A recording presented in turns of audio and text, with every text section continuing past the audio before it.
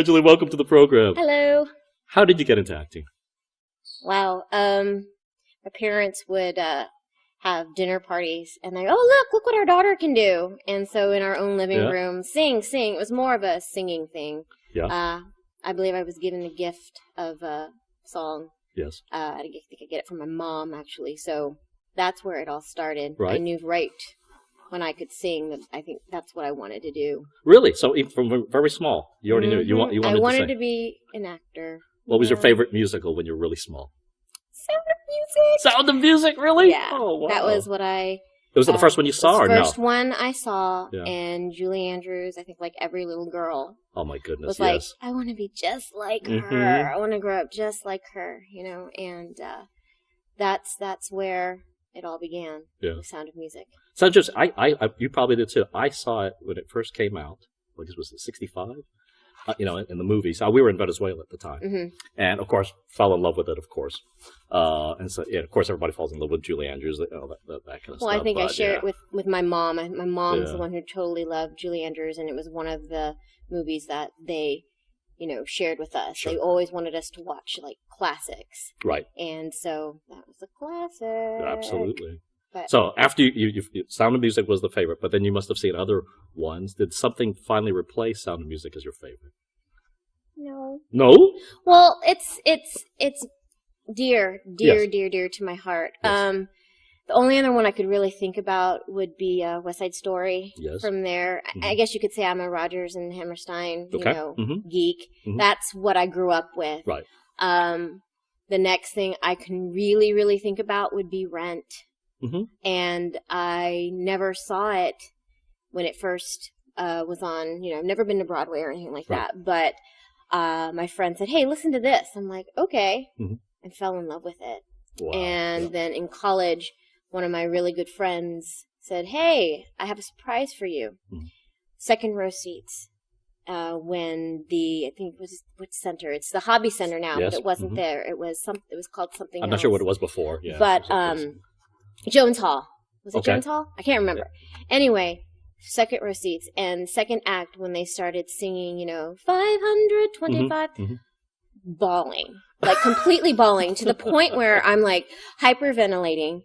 And the actors zone in on me, and they're like, it's okay. Like, they're singing it, and while they're singing, they could feel it. They're like, it's okay. You know, it's just like, 525,600. And then going after that would probably, like every other little girl, Wicked. Once again, I was dressing, meaning I did a lot of wardrobe in college. And another person said, "Hey, listen to this musical." I was like, "Okay, I'll listen to it." Wicked. Never saw it until being a poor college student. My friend said, "Hey, we need ushers." I'm like, "Okay." Stood the entire time, sat people, the doors closed, and all of a sudden you hear the bum, bum, bum, bum, bum, bawling. I was like, where am I? Am I really here? Am I really watching this? And like, and just the music, and it's just so moving. And when you actually see it, it was like, oh my God, that's just amazing. So, yeah. And then, I don't know, I feel so out of tune with like new musicals all the time because I just haven't been able to get out when they come to town, like Bridges of Madison County. I was like, that's a love story. Oh my gosh, I want to see that. So there's just so much out there. Oh, there is. But let's go back to the beginning. So you obviously had a great talent as a youngster, but did you train formally, or did you get high school? Or high school, college, I was, you know, to join the choir. Choir was my thing. And then theater, I did theater. College, I got my BA in acting with emphasis in directing. But that's basically where it was. It was interesting because I went to community college first, and my first big role was Cinderella, Roger and Hammerstein Cinderella. And I auditioned with A Part of Your World. And I was like, I'm not going to get this part. And Mom's like, well, why? I said, Mom, and I'm not white, you know? And she's like, you know, maybe the director, it was the first colorblind director I had ever worked with. And so I made fun of myself, and I went, I'm Chinorella. Because it was interesting, because my my prince was Vietnamese. Right. And I was like, oh my gosh. This works? This works. Thank God for college, you know, and blind directors, you know, who sought the talent and not so much what society said that's what it needs to be. So Cinderella was my first big role, and but as far as training goes, I just try to work at it by myself. And if and where someone's like, hey, I want to work with you with regards to strengthening, you know, my vocals and my acting, I'm there like a sponge, like any actor should be. You know, no one is perfect. You're always and should be working at your craft. Yeah. Well, this is interesting. We can talk about this because growing up, it seemed like most of the role models would be white, right? That's what was out there. And every now and then you might get, we'll say, African American. That one. There are not a lot of roles for Chinese, and you know, I can put about just about every ethnic group I've played except for Chinese. Yeah. There aren't really a lot of roles for Hispanics. You can get typecast as you know, the funny maid or which the I prostitute don't, or whatever. Or, you know, you know, it's like, go ahead, give that to me because let me show you what I can do. Right. You know, I've seen plenty of actors who are always in the background, and it's kind of like it doesn't matter what role it is; it's what you do with it. You take something this little, and it can just grow, and you hear the little ones, our future, who are like, where is that in the script? I go, it's not. It's not. But that's what's so great about character roles, you know? And character roles, you always have a job, almost, you know? It's like, what can you do? And so I try to think, okay, if I don't get something that I really, really want, but I'm offered something that just sounds interesting, go for it. And then go, well, this character's going to be Puerto Rican. Well, how do you know? I don't know, but I think that's what she would. You know, you do your research. Right. You know, and when doing, what was it? It was, White Christmas. Right. At the Owen. Right. And, it was just this little secretary. Right. And her name was Tessie. And it's like, well, Tessie's going to be Puerto Rican. Well, why? It's like, why shouldn't she be Puerto Rican? You know? And, just that character just grew and grew and grew. And that was the moment where the little one was like, where is that in the script that she's Puerto Rican? I'm like, she's not.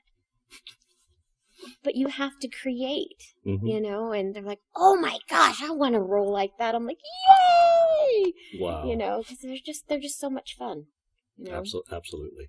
But I just pray all the time that, you know, when going into auditions and saying, all right, you know, you looking at your competition, you know, but you go, please let it be blind casting. Please let it be blind casting. But at the end of the day, the nature of the beast is, you know, that's the nature of the beast. It's what the director wants. You don't know what they want. They don't know what you're looking for. You've got to see, he has to size up too. Their job is as difficult as yours, going on there and saying, and putting it all out there. So, but I'm sorry, we were talking about role models. No, absolutely, no. You know, how did you get into radio? How did I get into radio? My husband. his little stint in the radio dramas. He finally convinced me once to direct one radio show, which I really had a good time doing. And I think other people have been asking me to direct stuff, but I'm like, but I like being on stage too. Not in it. If it's selfish, so be it. But that's where I feel most at home. Right.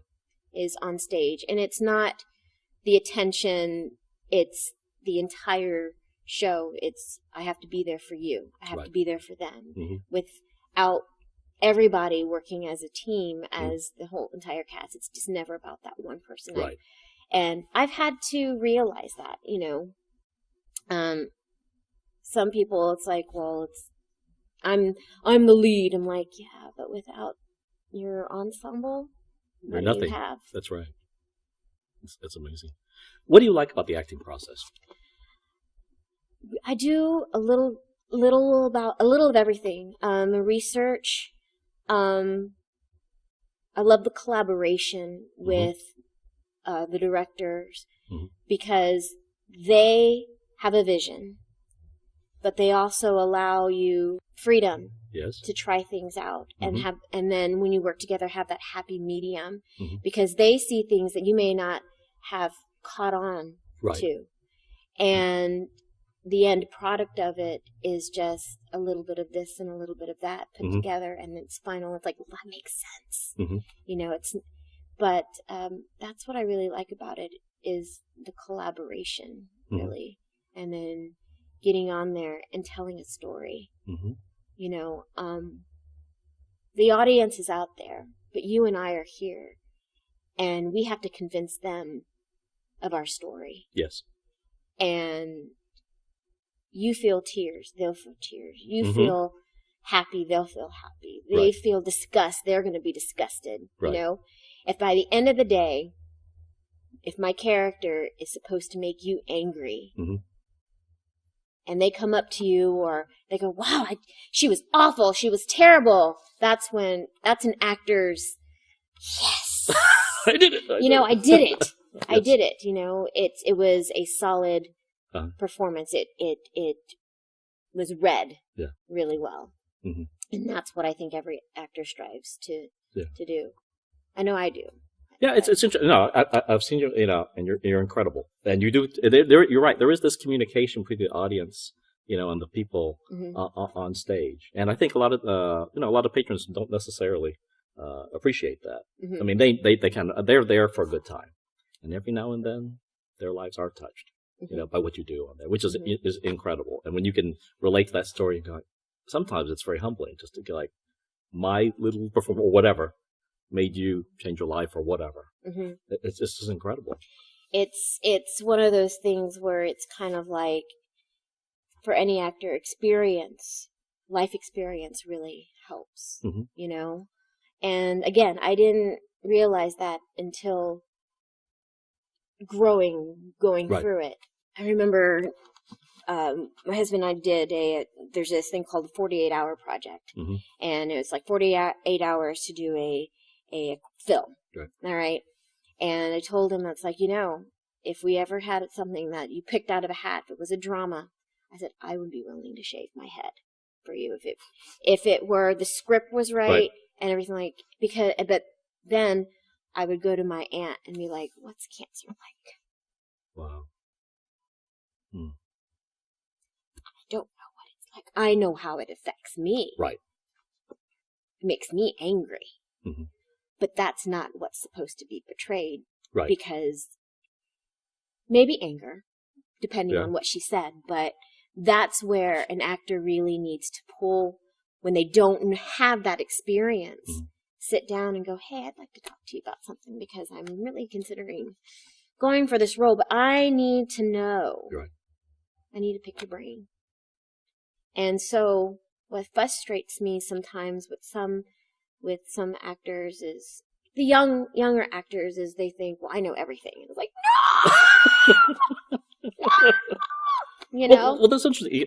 You finally get to do Sound of Music. But obviously, many years after originally, what did life experience did you bring Heartache. to? Yes, heartache. Sound of Music was my first show since college. In college, graduated 2003, and I think Sound of Music was 2012. And I really wanted Maria, like every girl wants, of Maria. Course. Right.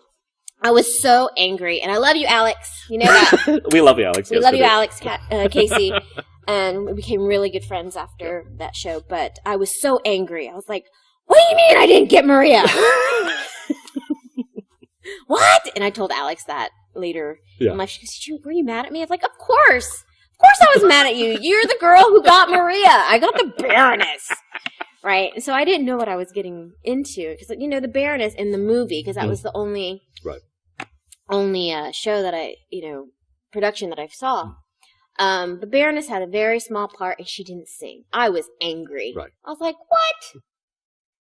The Baroness has these 2 great songs with Max, where they're teasing the captain. Well, anyway, I was working with Craig Kelly, and he wasn't, he said, am I giving you what you need? And I'm like, actually, you're not. And that's where, as actors, and he goes, well, you're more experienced than I am. And I'm like, how do you say? How do I? And he went to school. I'm like, okay, I need you to break my heart. And he's like, what? And I get so emotional about it because that's the moment where Craig and I just found that moment. I said, I need you to break my heart in your words to me. And what you're telling me is that you don't love me. He's like, I don't know if I can do that. You can do it. He did it almost every night after that conversation to the point where he said what he said. I kissed him goodbye on stage, closed the door, was walking off stage, and I'm bawling the entire time. And finally the actors who weren't on stage were like, oh, she's fine. She's just, she's fine. She's fine. You know, they finally, are you okay? Because it's just, I had to go through that entire journey of heartache again about, you know, your first love telling you, I don't love you anymore. Wow. And it was great. Is that cathartic? It's like, oh, he's breaking my heart. You know, again. 24 hours later, he'll do it again. And you know, it was. Are you okay? I said, you did your job. Yeah. You know, if I could make one person out there go, I know what that feels like, or been there, done that. Wow. Again, we've done our job as actors. Wow. What do you want to do that you haven't done on stage? I don't know. You know, I feel like my musical theater or my stage is just so. I don't know. I don't have a bucket list. I've never I don't have a bucket list. Anita. Okay. Yeah. I'd love to play Anita. There's so many roles that people say you'd be good at this. You'd be good at this, and I personally haven't made time to read plays. My husband's saying you need to read this play. There's a shortcut, you know. You can go see them. I don't know, but when do I have time to see them? But seriously, no, that's a shortcut. It's true. Because sometimes, like I said, you read and you get a different impression. You see it. It doesn't mean you have to agree with how it's presented, but at least it's a interpretation. And it, like I said, it's only usually, hopefully, you go in, you go, I didn't waste 2 or 3 hours of your time. And you're like, yeah, it was all right. Yeah, it's, but sometimes you do get that feeling. But no. Absolutely, you need to do that. I need to do that. There's just so many things out there. If something just sparks me, if something really touches me, that's where I'll go from there. I don't have like a bucket list like some people do. One bucket list would still be Maria. Sound of Music. Anita from West Side Story. Mimi from Rent. What about from Wicked? You know, I would either play Elphaba or Galinda because there's just such great parts. Right. We could skip ahead when Frozen comes out, the musical. Oh my gosh. I'd want to be Anna, actually. It's like, what? You know, because she's so optimistic. Yes. You know, and that would just be like, you know, if Gustav, the snowman, could be a woman, oh yeah, I'd want to be the snowman. That's there's no fear there. But there's just so much out there that I need to expose myself to, so I can be like, oh my gosh, yes. So what do you do in real life? Oh my gosh, work for a company 10 years as the office administrator. I was executive assistant to the VP of software operations support, but I'm 80% a software support consultant. Ooh. And the software that we support is for trademarks and patents. The bread and butter are renewals. But that's what I do. Desk job. So the theater is my creative outlet, and I enjoy it. And it's actually nice being in an office because They're actually a lot of characters. They don't know that when they pass my desk, because I sit in the front, where I'm like, you're taking notes? God, he walks funny. Gosh, he talks funny. Oh, I like that. Do you mimic them? Yes, I do, and in front of them so that they know. Oh, yeah? Oh, yes. Yeah. There's no shame in our office. We're a family, what do they say, dysfunctional type of family there, and I'll sit there and make fun of them or pace like them or whatnot, and they find it amusing. It's like, yeah, you should come see the show. I'd put a little you in there. How so? Why don't you come see the show? But that's what I do. The desk job, which I'm fine with because it's 9 to 5, and it allows me to do the theater at night. So if you're not doing theater and you're not doing working, what do you enjoy doing? How do you decompress? Binge watch on Netflix right now. There you go. It's Gotham. Or I continue to watch Grey's Anatomy, which I know it's a Grey's bummer is what my husband says. What? Death. Oh, death, yes. Oh, they died. They died. Didn't say save their life. That happens. Take those silly tests on Facebook and, my husband gets actor. I'm like, what? What? I'm the one that pushed your buttons to go, just finish, go do it. Just go back on stage because we did it in high school. Yeah. And I get cardiologist. What? What? He's like, that's because you watch so much Grey's Anatomy. Cardiologist, huh? Ooh. Do I have time to go to school? No. That's not an option. No. But yeah.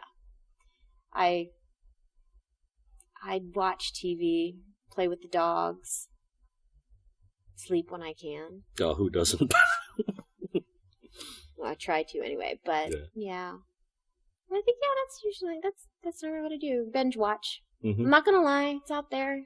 There's just so much to watch. Oh my goodness, yes there is. So, and like I said, Gotham has been one of them, and Game of Thrones. When did that come on again? I don't know. We always catch these things like 10 or 15 years after they've been canceled, and then you discover them. It's like, oh, this is cool, and you binge watch. Well, I asked my husband, it's like, how come I'm watching the same show over and over again? He goes, because it's good. All right, fair enough. You're watching that again? Yeah. Is that the 4th time? Yeah. And they're 10 seasons? Yeah. Yeah. Which one are you on? 8. Do you watch them sequentially or you jump around to your favorite episodes? Sequentially, with the exception of when I'm packing for a trip, I watch Once More with Feeling, which is episode, I can't remember what season it is, but it's Buffy the Vampire Slayer. Yes. And so that's my packing song. Yeah. The packing song. I pack stuff, for trips. That's the song. That's my go-to song. And then it's too short, but Dr. Horrible. Great stuff. Just great stuff. But another packing song. So where do you like to go to? Where do I like to? Yeah, trips and stuff. Oh, my God. You don't do much traveling. Need to do more. But I want to go tropical. That's where I want to go. Tropical. I want to go tropical. We've done London and Paris. But I want to go someplace tropical where it's not cold. Because I feel I'm a tropical girl. So maybe Bali, Tim? And Bali?